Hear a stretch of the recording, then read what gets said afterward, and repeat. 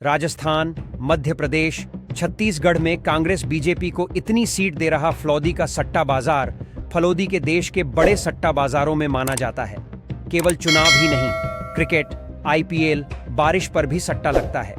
इसकी चर्चा ही इसलिए होती है कि भले सीटों में कुछ 19-20 हो जाए, लेकिन पूरा अनुमान गलत नहीं होता।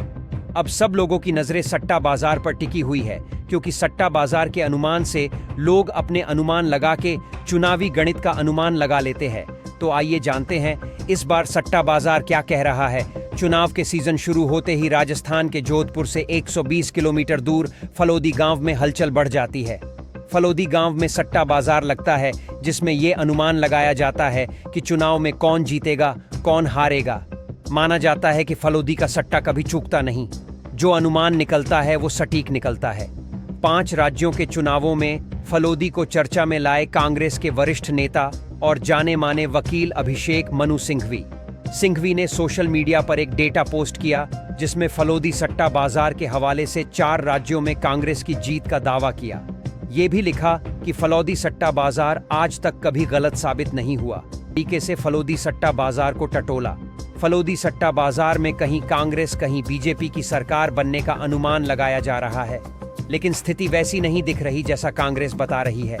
फलौदी सट्टा का अनुमान है राजस्थान में बीजेपी सरकार बन सकती है।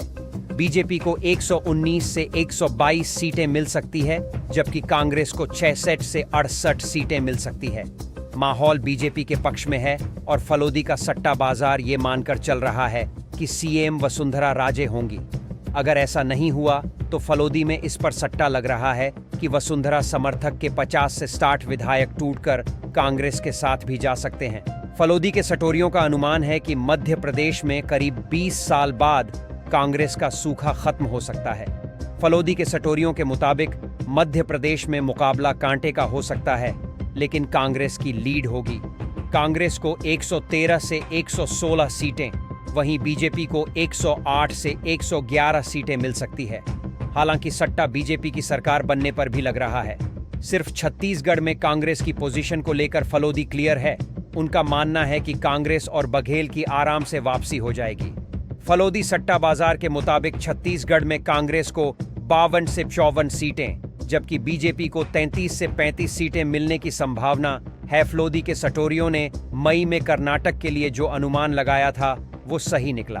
कांग्रेस की सरकार का अनुमान सही निकला।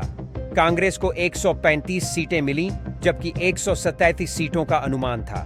बीजेपी को 55 सीटों का अनुमान था, मिली 66 सीटें। गुजरात में भी बीजेपी सरकार का अनुमान सही निकला।